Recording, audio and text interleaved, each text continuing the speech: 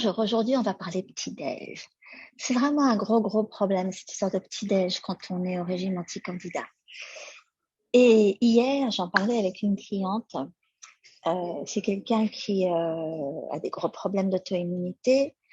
Et je lui disais, bon, il va falloir quand même qu'on parle de tout ça parce que le petit-déj, c'est une des plus grosses sources d'inflammation chez les gens qui souffrent d'auto-immunité, par exemple. Et les gens qui souffrent d'auto-immunité, ils ont le paquet en termes de candidose. Okay, et elle m'a dit, mais moi, je ne tiens pas nécessairement à garder ma biscotte avec mon miel, ma confiture, etc. Bon, alors je lui dis, c'est très bien parce qu'il va falloir qu'on zappe tout ça, absolument. Alors je me suis dit, bon, je vais lui montrer vite fait 2-3 petits trucs. Donc, je l'ai emmené ici et je lui ai dit, voilà, je vais vous donner des suggestions. Voilà ce que vous pouvez faire en moins de 2 le matin. Eh bien, on va le faire.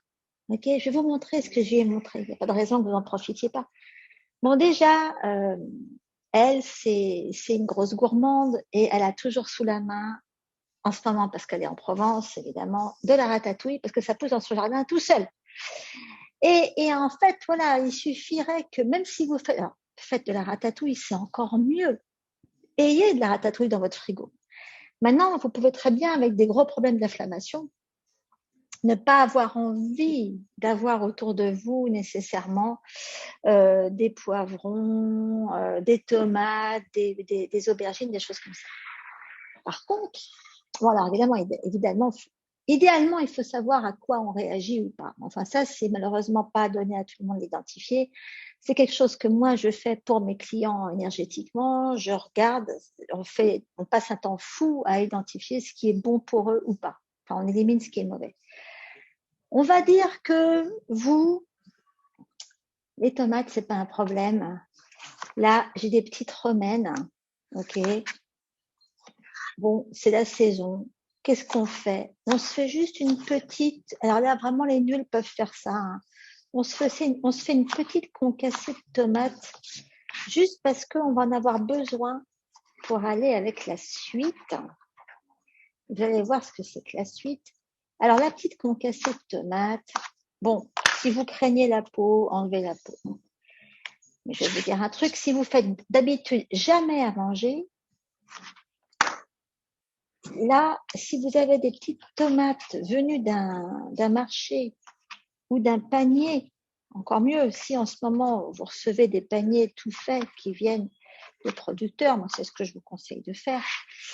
Bon, donc on a la tomate, hein. Tout ce qu'il y a à faire, c'est la mettre dans une casserole ou une poêle avec un peu d'huile d'olive. On peut, c'est conseillé de rajouter un poil d'ail ou un poil d'échalote ou quelque chose qui... Hein. Maintenant, il y en a plein qui n'arrivent pas à digérer ça. Et puis pour le matin, il y en a qui ne veulent pas nécessairement avoir une haleine. Moi, j'ai du thym citron qui pousse là. Vous en prenez un petit peu. Vous le frottez au-dessus. Voilà. Maintenant, pendant que vous faites une petite concassée comme ça, toute faite de tomates, on va faire du pain. Vous vous rendez compte, on va faire du... Attends, pire, on va mettre de l'eau en route pour faire encore pire que juste du pain. Je vais vous montrer. Voilà, alors ça, c'est pour celles qui supportent les œufs. Hein. Évidemment, celles qui ne supportent pas les œufs, ça va être autre chose.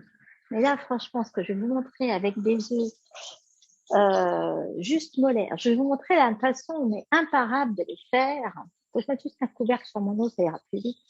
On a dit petit-déj. Je vais vous montrer le truc qui tue. Je reviens tout de suite. Donc, je reviens avec ma farine de cassave. Alors, écoutez-moi ça. Vous me prenez 3 cuillerées à soupe de ça.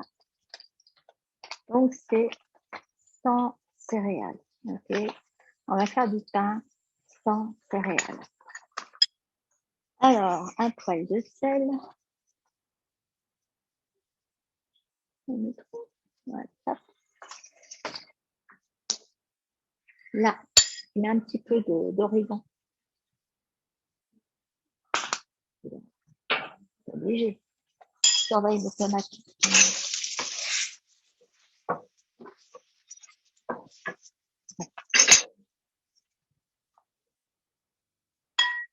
Et là, c'est du yaourt maison avec du lait cru du coin. Mais bon, vous faites ce que vous pouvez. Si vous supportez que le lait de brebis, yaourt de brebis ou yaourt de chèvre, là, si c'est du yaourt de vache cru, c'est trop bien. Là, il y a la crème qui reste au-dessus. Donc, 3 cuillères à soupe de ça.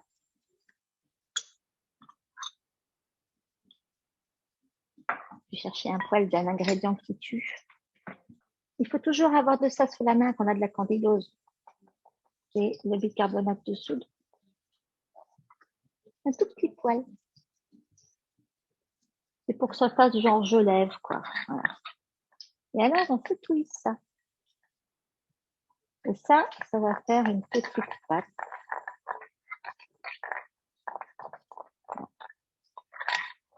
On va voir un petit peu la texture.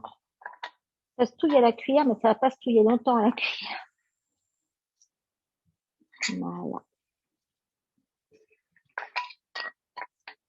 Là. Regardez.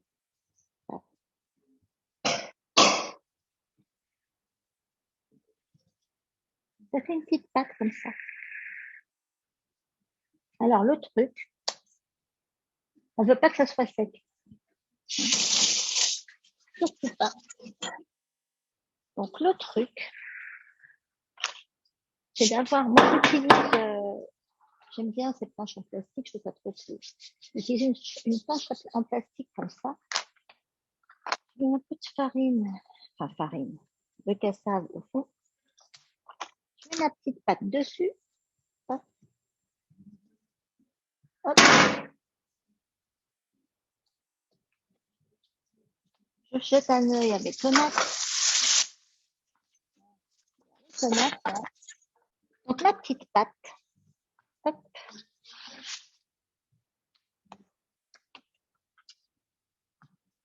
Hop.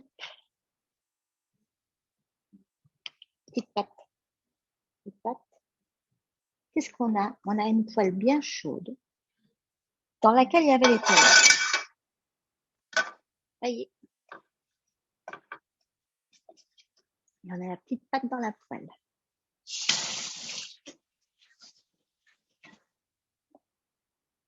Alors évidemment, là, faut pas précipiter les choses. Ça va être le pain du petit-déj.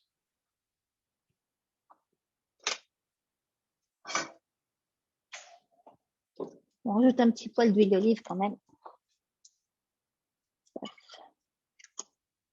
Vous pouvez tout à fait utiliser ce genre de petite pâte et au lieu de la faire à l'huile d'olive, la faire à l'huile de coco, de la faire façon curry, avec un peu de curry dans la pâte, de l'ail, de la servir avec un petit yaourt façon raïta, avec du concombre, etc. Et si vous avez un petit curry de légumes ou un curry de la veille, un curry pataille, plutôt un curry indien qui traîne, ou les boulettes indiennes, des choses comme ça vous fait un super petit déj. Sans pain, vraiment.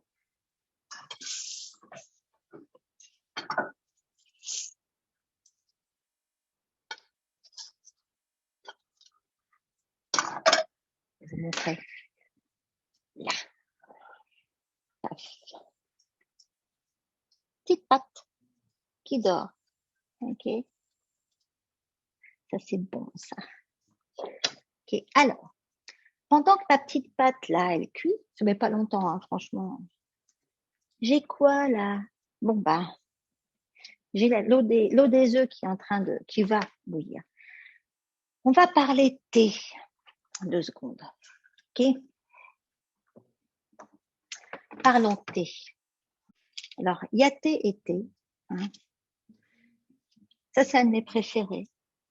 C'est un thé vert fermenté que j'achète à Chinatown ici. Il s'appelle Sui Oolong. Bon, c'est un oolong vert. Là, ça, c'est un jasmin vert qui sent vraiment le jasmin. Ça n'a rien à voir avec le thé en sachet, les filles. Mais vous pouvez avoir une verveine qui sort de votre jardin. Vous pouvez avoir, alors ça, c'est de la framboise, de la feuille de framboise. Bon, si vous avez assez de feuilles de framboise au jardin, utilisez vos framboises. Ça, c'est la framboise que je récupère chez mon pote qui a une herboristerie dans le coin. Bon, évidemment, c'est moins sexy. Hein. Et puis, c'est le puer. Hein. Il y en a plein de sortes. Ça ressemble à ça, comme ça, là. Et ça, c'est un thé miracle. Enfin, ça sert à un tas de trucs. C'est pas un thé vert, mais ça, franchement, si vous arrêtez le café, c'est le thé à découvrir. Allez. Et ma petite pâte, elle est prête. Ça, c'est ma petite pâte avec sa petite concassée de tomates. Et là, la cerise sur le gâteau. Hein. Donc, on se retrouve dans 6 minutes et je vous montre la suite. Bon, alors, l'œuf, il a passé 6 minutes. J'ai mis dans un petit peu d'eau froide parce que c'est pas un œuf dur, c'est censé être un œuf mollet si tout va bien.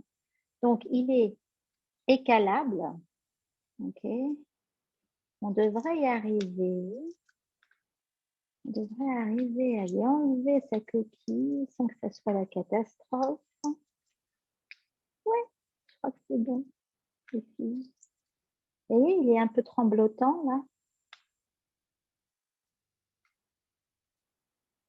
C'est une opération un petit peu délicate, mais franchement, ça vaut le coup.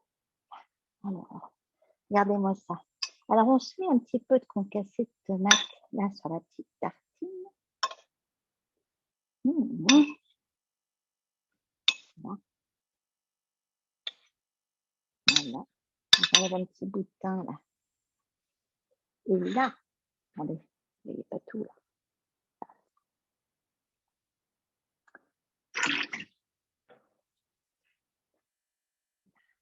Et ça là. Yes. Voilà. Ça les filles, c'est le kiff, comme on dit. Les gosses qui disent ça maintenant. Alors, évidemment, si on est vraiment, comme je dis, obsédé par ce qu'on mange, un petit peu comme moi, on va chercher la touche finale. Bougez pas, je vais la chercher tout de suite. C'était la petite feuille de basilic. Toc. Voilà. Tada, petit-déj. Petit-déj fait en moins de 2. Archi facile. Je ne sais pas pourquoi il faut s'en priver. Hein. Là, pendant que mes œufs cuisaient, j'ai été mettre en route des oignons pour faire de la ratatouille parce qu'évidemment, je ne peux pas résister maintenant. Alors, franchement. On va aller voir. La petite tartine là, à la cassave, ce qui est génial, c'est la texture. Moi, j'adore. C'est croustillant autour et c'est vachement moelleux au milieu. Vraiment. C'est le genre de truc qui vous fait aimer le petit-déj matin, midi et soir. Moi, je me fais un petit coup de thé avec. Exit le café, la tartine, la confiture, tous ces trucs-là. Vous n'avez pas besoin. Un thé de super qualité, la petite tartine, un chien qui regarde votre œuf. Que demande le peuple, ok? Et si vous ne pouvez pas manger d'œufs, vous vous mettez que des légumes. Vous pouvez les faire à l'avance, vous pouvez les faire en moins de 2, vous pouvez les préparer la veille. Vous pouvez les mettre dans une mijoteuse toute la nuit si vous voulez. Attendez, il faut que je trouve les oignons. Les oignons, ouais. Si vous êtes autorisé à manger du fromage, vous pouvez vous en mettre là-dessus. Ça peut vous servir de base pour faire un croque-monsieur avec un super fromage, genre une tome de quelque chose, un comté au lait cru. Parce que ça, il y en a plein qui sont au régime anti-candidat et qui peuvent le manger. Il faut le tester. Ce qu'il ne faut pas toucher, c'est en général ce qui est fromage frais, mais tout ce qui est fromage bien égoutté, vous pouvez. avec l'œuf qui tue, avec le jambon qui tue. Faites-vous quelque chose qui fait tomber à la renverse tout en vous faisant du bien. Ok? On parlera gâteau la prochaine fois, c'est promis.